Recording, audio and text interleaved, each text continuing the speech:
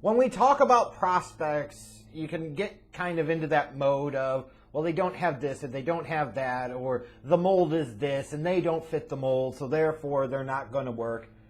And the reality is sometimes that makes sense and sometimes that is true. And there is a piece here when you talk about the NFL draft of you're trying to weigh risk-reward, you're trying to go with sure thing versus upside and risk, like what's your risk appetite, etc. And the mold is the mold for a reason, because players, prospects traditionally have fit that. But you certainly have the exceptions to the rule. You have the guys that aren't the biggest. You have the guys that aren't the strongest. You have the guys that aren't the fastest. You know, the guys that aren't the tallest. Like you go on and on and on, depending upon the position. You know, this tackle's arms are too short. Or this guy's not tall enough. Or this guy's not strong enough. This guy's not quick or fast enough.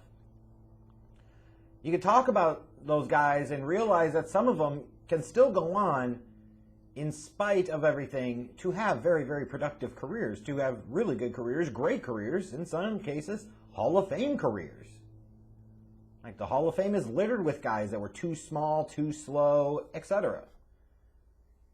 So it is something I try to keep in mind when evaluating these different positions.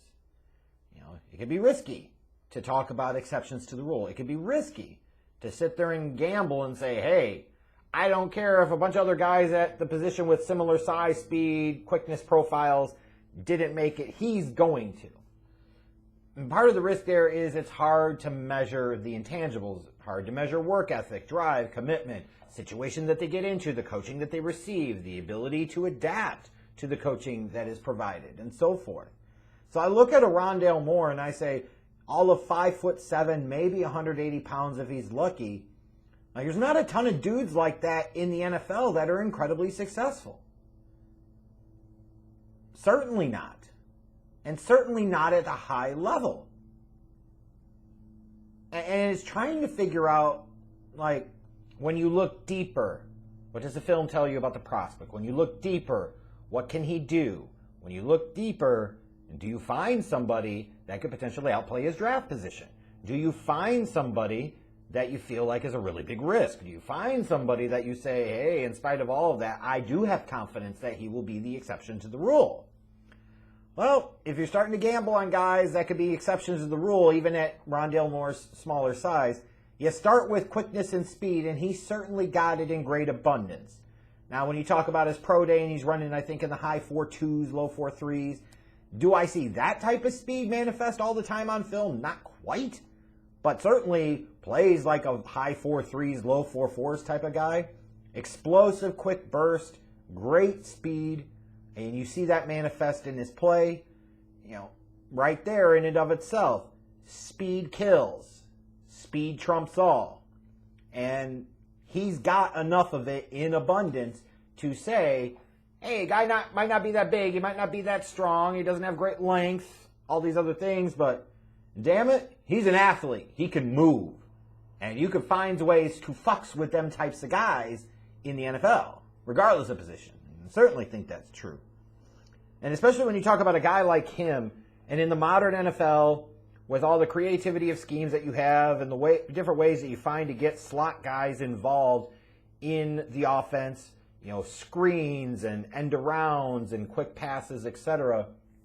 You know, maybe the size components aren't as important as they once were, especially for a guy like Rondale Moore, who is really, really good and electric after the catch. This is a guy that you could say, hey, I can get the ball in his hands and let him make plays, let him make people miss, let him be the home run threat in my offense. And he has that type of capability. There is no doubt about it. And because of that quickness and because of that speed and that agility, that natural agility, that low center of gravity, his elusiveness, he is a guy that you think if you give him any type of seam of open space at all, he's going to be able to generate consistent separation at the NFL level. I really don't have a ton of concern about that.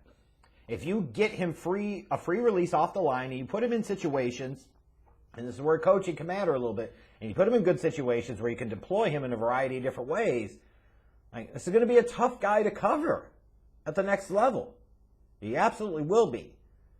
Is, yeah, he might be 5 or 6 inches shorter than a lot of the corners that he goes against, but he's going to be significantly quicker and faster than a lot of them too. And a lot shiftier and more elusive as a route runner and in the open field as a ball carrier. So I understand the appeal of a Rondale Moore, and I understand the excitement there. And people naturally want to gravitate to the underdog and latch onto him and say, you know what, I believe in this guy. But that's about where I kind of pumped the brakes just a little bit, because I'm just not thinking I'm nearly as high on him as a lot of others are. He's got a long ways to go as a route runner. Like, he's an average route runner. And I think some of that was the way he was deployed at Purdue. Route tree's not expansive. You know, for a guy that's as sudden and quick as he is, I think he could be a deadly route runner, but it is certainly a skill that he needs work on. I don't think there's any question about that. And when you talk about that size, like, this is not a guy that you're going to be talking about can win a bunch of tough contested catches. You're not going to throw him a bunch of jump balls. So it limits what you could do with him. You know, you get what I'm saying? That you're not going to be able to throw a bunch of jump balls and back shoulder fades at the NFL level and be able to get away with it with a guy that's all of 5'7", especially when you get some longer press corners on him. There's going to be some problems. And you also look at a guy like him, if you can't get him the free release off the line, he's going to have significant challenges getting off of press coverage. He doesn't have length. He doesn't have great strength. I'm afraid that some NFL corners, even the slot guys, maybe the guys that are 5'10", 195, 200 pounds, are going to eat him alive at times and just totally throw him around. So you're going to have to be really creative in terms of how you get him opportunities with the ball, how you get him open, and all of that. And then for me, what's a concern is I think he's kind of got brick hands. Like, I did not see a natural catcher of the football. I see a guy that has more than his fair share of drops. You know, all that speed, all that quickness is great to have, but damn, when you can't catch the ball on a consistent basis, like, how much am I really going to buy into you and believe in you? How much would I trust you? And I think that's what I'm trying to figure out here is a lot of people are talking about Rondale Moore and like all the electric things he can do and all the great things he can do to bring in an offense. And I don't fundamentally disagree with those, to be clear. But I'm trying to figure out what's so different between him and, let's say, a Jakeem Grant. Grant was another guy, wasn't at Texas Tech, ran in the high 4.2s, similar size profile. And how's he done in the league? Certainly not a star. And I look at a Rondale Moore and I say, what is so fundamentally different between him and Jakeem Grant? Furthermore, when I look at a guy like Rondale Moore, you also got to talk about that durability issue. Because he has it. He only played 4 games in 2019 due to what? The hamstring injury. Then he missed another 3 games in 2020. And you say, yeah, that was college and maybe he'll be able to bounce back at the NFL healthy. But if he had trouble staying healthy at the college level, what makes you think that he's automatically a sure thing going to be able to stay healthy at the NFL level, where the people only get bigger, stronger, and more physical?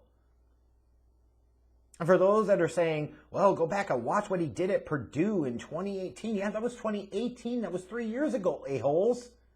Yeah, that's great. And he looked really good then. I still don't think he looked like a first-round prospect then, like some people are talking about him.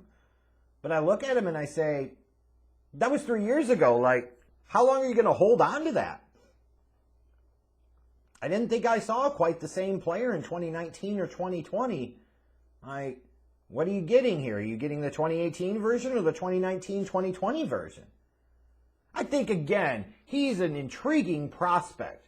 If you're a team that already has some nice weapons on offense, but you want to bring in a gadget guy that you could deploy in a variety of ways, make an impact in the return game, make an impact as a slot receiver. You know, I think about him, maybe he has a Tarik Cohen type of impact if you want to line him up some out of the backfield and you want to do different things. Like, you could do a variety of different things. Rondale Moore could have a very nice NFL career as a gadget type of Swiss Army knife dude. But when we start talking about him being a truly featured element of an NFL passing game and NFL offense, I got a lot of reason for pause here with the brick hands, the lack of size, limits the role, and the durability being a concern. Personally, I am thinking about this from a Chicago Bears lens. If they took him at the end of round 3, which I assume he won't be there, could be, but I doubt it, I'd be happy. You take him at the end of round 2, or towards the end of round 2 in the 50s? Nah, I don't think so. Like, this is a draft that is full of these slot guys, these smaller, shiftier, quicker wide receivers. I think there are other wide receivers that have more of those traditional traits as a slot receiver, guys with similar quickness and speed packages, but with better hands, better route running skills, and much better injury history. I've put a 4th round grade on him because I'm just not as sold on him as maybe some others are. And I could very well be wrong. I could totally envision a Rondale Moore coming into the league, staying healthy as a rookie, and having a big impact, and being a rookie that people are talking about. And then he goes 3 years where he battles a lot of injuries, or 2 years where he battles a lot of injuries, and then he has another good season. Like, I could see that where he has a couple of really nice seasons in the league, but then has other areas where he struggles, or he struggles to stay healthy.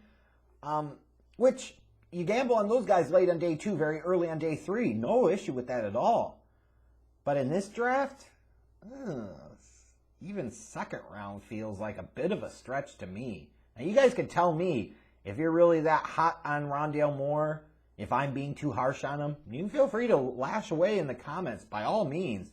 I think he's an intriguing prospect, but he comes with a lot of significant risks that go above and beyond just the he's not very big components.